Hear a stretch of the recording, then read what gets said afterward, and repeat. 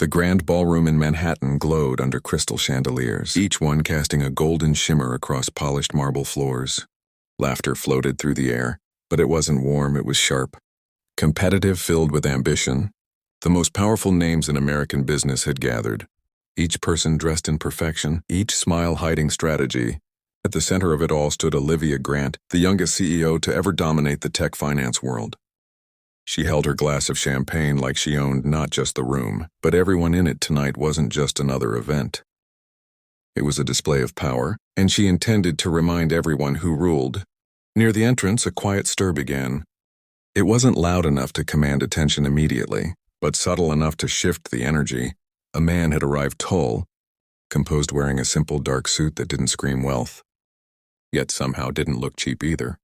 Daniel Hayes, the name on the guest list, had been added almost as a joke, a last-minute decision by Olivia herself. "Invite him," she had said earlier with a careless shrug. "Let's see how he fits among giants." To her, he was just a single dad, who had somehow crossed paths with her assistant. Nothing more as Daniel stepped inside. His eyes didn't wander like the others.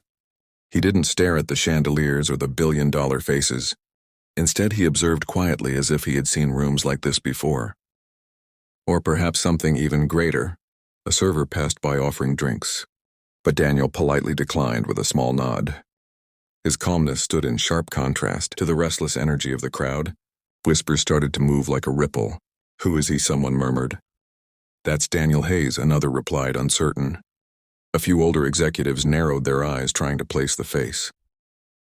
Something about him felt familiar but distant, like a memory buried under years of success and ego. Across the room, Olivia noticed him. A faint smile curved her lips, one that carried amusement more than kindness. She straightened slightly, watching as Daniel made his way toward the main table, the one reserved only for the most powerful figures present. Her table conversation softened as he approached. Curiosity mixing with silent judgment. Some expected him to hesitate, to feel out of place under the weight of wealth surrounding him. But Daniel didn't hesitate. He reached the table, paused for a brief moment, not out of uncertainty but as if acknowledging the space, and then calmly pulled out the empty chair beside Olivia. The soft scrape of wood against marble echoed louder than it should have. For a second, no one spoke. Olivia turned her head slowly, her expression still composed, but her eyes searching up close. Daniel didn't look intimidated. If anything, he looked settled. Grounded in a way that wealth couldn't buy well. She said lightly, breaking the silence. "You found your seat." Daniel met her gaze. His voice steady. "You invited me around them." A few executives shifted uncomfortably. One man across the table suddenly stood, adjusting his tie. "Excuse me," he muttered, avoiding eye contact before walking away. Another followed, then another. It wasn't dramatic, it was quiet. Almost calculated, but it was happening. Olivia's smile faded just slightly. Because this wasn't part of the joke, Olivia's fingers tightened slightly around the stem of her glass as she watched another chair slide back, then another. The sound was subtle. But in a room that had just moments ago been alive with confident chatter, every movement now felt amplified. She glanced around, trying to make sense of what was happening. These were not people who left early, not without reason, and certainly not without making their presence felt. Yet they were leaving quietly, avoiding attention as if staying even a second longer carried risk. Her gaze shifted back to Daniel. He hadn't moved much since sitting down. His posture remained relaxed, one arm resting lightly on the table, the other adjusting the cuff of his sleeve with unhurried precision. There was no arrogance in his movements, no attempt to command the room, and yet the effect was undeniable. The space around him felt different, heavier, as though his presence alone had rewritten the rules of the evening. "What's going on?" Olivia asked, her voice lower, now stripped of its earlier confidence. It wasn't a question she was used to asking. Daniel didn't answer immediately. Instead, he finished adjusting his sleeve, the faint glint of a small, understated insignia catching the light for just a moment. It wasn't flashy, not something the average person would recognize. But for those who knew, those who had built empires and survived ruthless negotiations, it meant something very specific, something final across the room. One of the older executives paused near the exit, his face pale as he glanced back. For a brief second, his eyes met Daniel's. He gave the smallest nod, respectful, almost cautious, before turning and leaving without another word. Olivia followed that exchange, her confusion deepening. "They're leaving because of you," she said more to herself than to him. It sounded impossible even as she said it. Daniel finally looked at her, his expression calm, almost gentle. "People leave when they realize they've underestimated something," he replied quietly. She let out a small, incredulous breath. "Underestimated you?" The idea clashed with everything she believed she understood about power. She had built her reputation on knowing exactly who mattered in a room, on reading influence like a map, and yet somehow she had missed him entirely.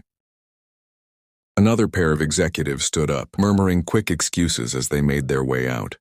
The once crowded ballroom was thinning at an alarming pace, the energy shifting from competitive to cautious, from bold to restrained. Even those who remained seemed distracted, their attention flickering toward Daniel with unease.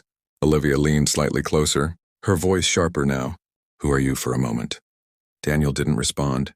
His gaze drifted across the room, taking in the departures, the subtle panic hidden beneath composed exits.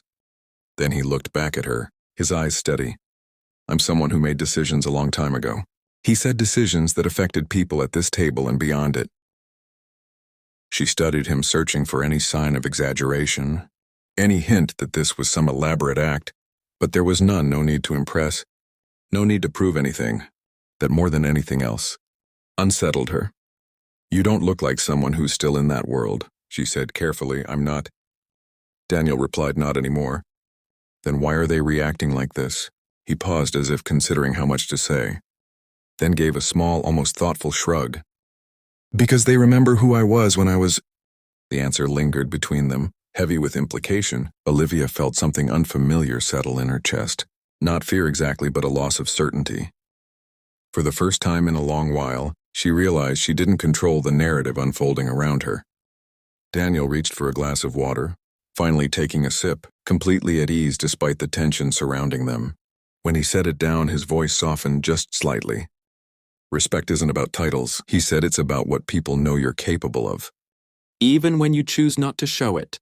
Olivia looked around the nearly half-empty ballroom, then back at him. The joke she had orchestrated so casually now felt distant, almost embarrassing. She had wanted to prove a point tonight, to remind everyone of her dominance. Instead, she had exposed a blind spot she didn't even know she had. And sitting beside her was the reason why.